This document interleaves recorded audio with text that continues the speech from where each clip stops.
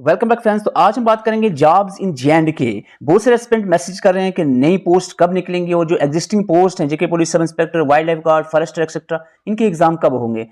देखो, सबसे बड़ी कमी एस्पिरेंट्स में यही रह जाती है कि उनके सामने सच होता है, उनको नजर आ रहा होता है कि कब पोस्ट आने आ सकती हैं और कब एग्जाम हो सकता है, फिर भी अपने आप को वो कहते हैं कि नहीं जी बिल्कुल भी नहीं होगा। मुझे आप बात बताओ, क्या आप 2-4 साल में कोई भी बंदा नौकरी नहीं लगा है क्या?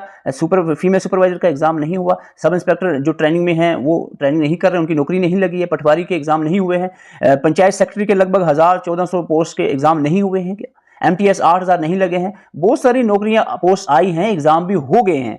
बस एस्पिरेंट सोचते थे नहीं जी हो ही सकता, बस ये तो इस जन्म में पॉसिबल ही नहीं है एग्जाम हो। यही कमी रह जाती है, एस्पिरेंट तैयारी नहीं करते, अपने आप को डिमोटिवेट खुद को ही कर देते हैं। सिलेक्शन किन की होती है? जो अपने आप को सेल्फ मोटिवेट करते हैं, खुद ही कहते हैं अपने आप को बस यार देखो आपके सामने है। बहुत सारे लोग एस्पिरेंट जम्मू में गए, जेकेएसएसबी ऑफिस में, कश्मीर में गए, जेकेएसएसबी ऑफिस में उन्होंने कांटेक्ट किया, बहुत सारी इंफॉर्मेशन आपके सामने आई भी, लेकिन फिर भी आपने क्या किया, आप एस्पिरेंट ने उसको इग्नोर किया और बस सोचा कि नहीं कुछ नहीं होने वाला है, बस अब अगले जन्म में ही होगा। अब बहुत सारे एस्पिरेंट ये सोच रहे हैं हम करें तो करें क्या, तैयारी करें तो किस एग्जाम की करें।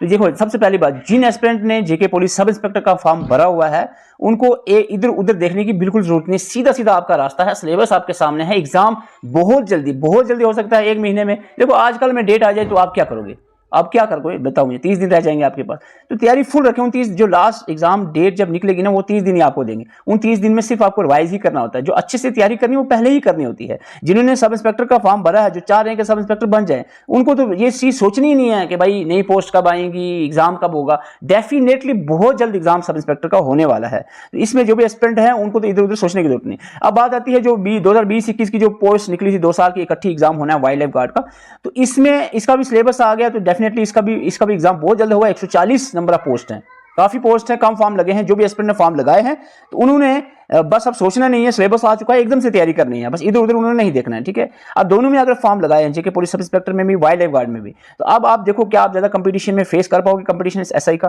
तो आप पूरी जान लगा दो। नहीं कर लग रहा है इतना नहीं हो पाएगा मुझसे, तो वाइल्ड लाइफ की तैयारी करो अच्छे से। अब बात आती है नायब तहसीलदार। देखो बहुत सारी न्यूज आपके पास पहुंची है कि जल्द ही सब इंस्पेक्टर, लेकिन आप मान ही नहीं रहे हो। आप सोचिए तैयारी क्या करनी है, वो तो मैं आपको अभी बताऊंगा। सबको पता है, आप देखो आप बच्चे तो हो नहीं, आप मैच्योर हो, सब पढ़े लिखे हैं, पोस्ट ग्रेजुएट है मोस्टली सारे, तो आपको पता है किस तरह से तैयारी करनी है और क्या सिलेबस है और क्या सिलेबस हो सकता है। देखो अब बहुत सारे एस्पिरेंट नॉनसेंस बात करते हैं जी, पिछला पेपर सिलेबस क्या था वही पढ़ते हैं, या पिछला पेपर नायब तहसीलदार का 2018 का देखते हैं। 18 और 25 में 7-8 साल का फर्क है और पूरा जमीन आसमान का कंपटीशन लेवल अलग हो चुका है, पैटर्न अलग हो चुका है, सिलेबस का जो जिस तरह का सिलेबस पहले होता था उस तरह का नहीं रहा है, सारी चीजें बदल गई हैं। तो इस तरह की चीजें नहीं सोचनी, थोड़ा सा मैच्योरिटी रखनी है। पटवारी का रिसेंटली एग्जाम हुआ है, पटवारी की जो नई पोस्ट आ सकती है एक्सपेक्टेड है, तो उसका मोस्ट प्रोबेबली सिलेबस वही रहेगा और नायब तहसीलदार का भी लगभग वही रहेगा, थोड़ा बहुत चेंज होगा। अब बात आती है जो एस्पिरेंट सब इंस्पेक्टर वाइल्ड लाइफ गार्ड में जिन्होंने फॉर्म नहीं भरा हुआ है और वो तैयारी करना चाह रहे हैं या न्यू एस्पिरेंट्स हैं, तो उनको डेफिनेटली इन 2 एग्जाम की तैयारी करनी चाहिए। सिलेबस एक ही है, तो सिंपल पटवारी का सिलेबस पढ़ लो, ठीक है। नायब तहसीलदार का पटवारी का ऑलमोस्ट यही सिलेबस रहेगा, मैं अभी आपको बताऊंगा। आप तैयारी करना स्टार्ट कर लो। किस लिए सोच रहे हो कि आपको क्या करना है, सोचते रहोगे तो फिर तैयारी नहीं होगी। जो भी नए एस्पिरेंट्स हैं उनसे मैं कहूंगा एक गाइडेंस होनी चाहिए प्रॉपर, कोई भी एक अच्छा सा टीचर जिसको एक्सपीरियंस है 7-8 साल का, 10 साल का, उसको आप कांटेक्ट करें और एक प्रॉपर वे में गाइडेंस के साथ अपनी तैयारी करें। और मेहनत अपनी होगी, मेहनत आपकी होगी, गाइडेंस जो है वो एक आपको जो भी टीचर होगा वो गाइड करेगा आपको, उस तरह से आपने करना है तैयारी। अब बात आती है उर्दू आपका नहीं है, अब क्या करें। नायब तहसीलदार पटवारी में नहीं आप जा सकते, उर्दू नहीं है, तो आप जूनियर स्टेट की तैयारी कर लो। जूनियर स्टेट की पोस्ट का भी आपको सुनने में आया कि आ रही है, तो 1 महीने 2 महीने 3 महीने में आ जाती हैं, तो 2-4 और महीने लगा लो, एग्जाम होने में 5-6 महीने में एग्जाम हो सकता है, चांसेस है। MTS की पोस्ट को सुनने में आ रहा है फाइनेंस से अप्रूवल का बाकी है, तो हो सकता है ये भी जल्दी एडवर्टाइजमेंट इसकी भी हो जाए। काफी नंबर ऑफ पोस्ट हैं। जो एस्पिरेंट 12वीं पास हैं, 10वीं पास, 12वीं पास हैं, जो चाह रहे हैं कि हम भी नौकरी लग जाए, हमारी भी नौकरी लग जाए, तो बिना पढ़े नहीं होगी। यहाँ पर आपको सबको पता है MTS जो भी पीछे लगे हैं 8,000 सब पढ़े लिखे इंटेलिजेंट जो अच्छे पढ़े लिखे लोग थे, एस्पिरेंट्स थे जिन्होंने मेहनत की है, अच्छे से पढ़ा है, तो उनकी जॉब लगी है। ऐसे तो लगे नहीं है कि 10वीं पास कर दी तो बस नौकरी लग गया। आपका 10वीं पास करना, 12वीं पास करना ही काफी है MTS के लिए, वो जमाना तो है नहीं ना। आपको मेहनत करनी है, पढ़ना क्या है वो तो मैं आपको बताऊंगा अभी क्या पढ़ना है। सिंपल से आज 5 सब्जेक्ट पढ़ने हैं आपको, ठीक है। 5 सब्जेक्ट मेहनत से पढ़ोगे तो ही सिलेक्शन होगी ना। अगर आप सोचते रहोगे जी आप आएंगी पोस्ट, एग्जाम डेट आएगा तो फिर पढ़ेंगे, तो वो एग्जाम उस तरह से नहीं हो रहा है, ठीक है। अपकमिंग और भी इसके अलावा भी अदर पोस्ट आ सकती हैं।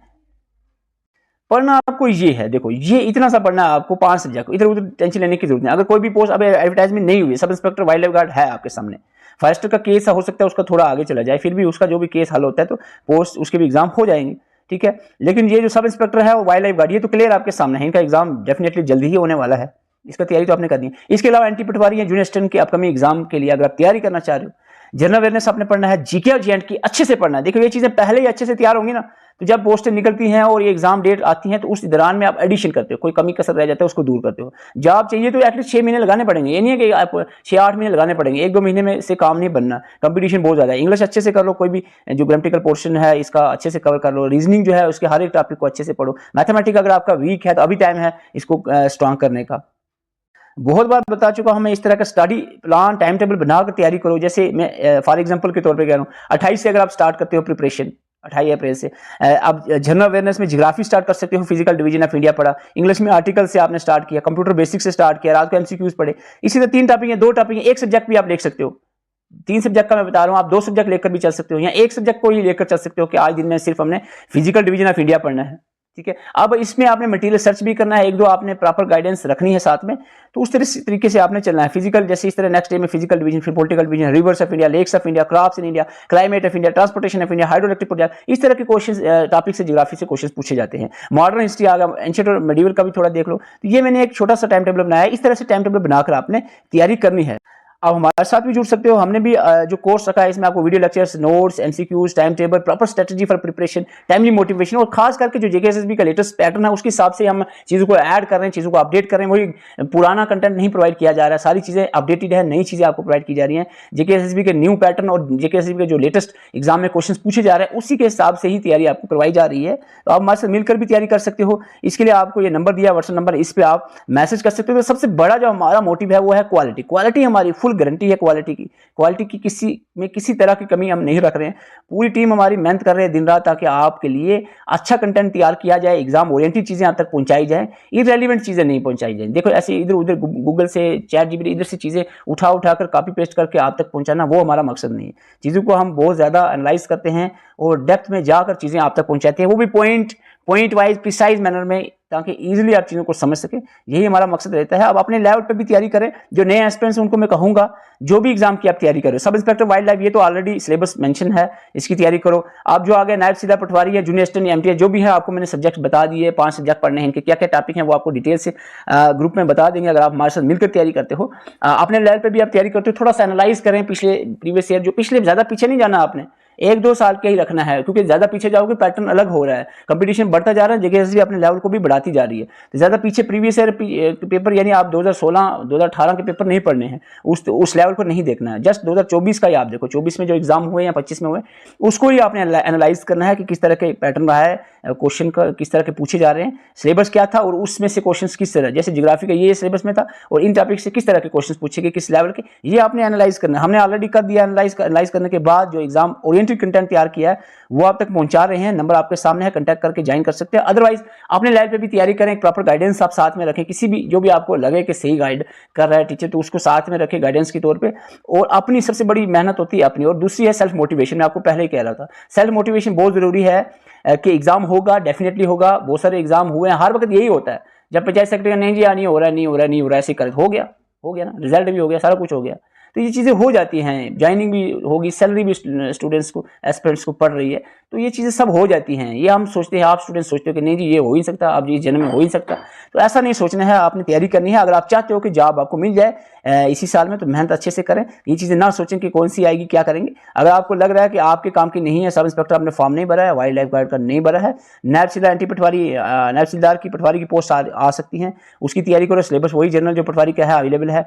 जूनियर असिस्टेंट का भी ऑलमोस्ट वही सिलेबस रहेगा, थोड़ा लिटिल बिट चेंज हो गया तो कोई बात नहीं है, वो बाद में चेंजिंग वाले टॉपिक पढ़ लेंगे। ऑलमोस्ट यही सिलेबस रहता है जो है कॉमन सिलेबस। एमटीएस का वही पढ़ना है। अपकमिंग किसी इसके अलावा कोई अदर पोस्ट आती हैं वो भी सिलेबस पढ़ना है। एक बार अच्छे से सिलेबस पढ़ लो ना, बाद में आपको जब एग्जाम डेट्स वगैरह आती हैं तो करंट अफेयर के साथ साथ जो अपडेटेड चीज़ें होती हैं या कोई एडिशन करना चाह रहे हो वो काम करना होता है। ये उस वक्त नहीं टाइम होता, आप ग्रामर, आर्टिकल, नरेशन ये समझने बैठ जाओ, या रीजनिंग का डायरेक्शन सेंस, ब्लड रिलेशन, ये चीज़ें उस वक्त एग्जाम टाइम में एडवर्टाइज आने के बाद ये चीज़ें बाद समझने की नहीं। ये जनरल है, सबको पता है, कंप्यूटर का आपने पढ़ना है, मेमोरी पढ़नी है, सॉफ्टवेयर पढ़ना है, ये पढ़ना है, वो पढ़ना, ये चीज़ें कॉमन है, ये पढ़नी है, ठीक है। इसमें वो नहीं है कि आप कहो कि नहीं जी आप देखेंगे बाद में।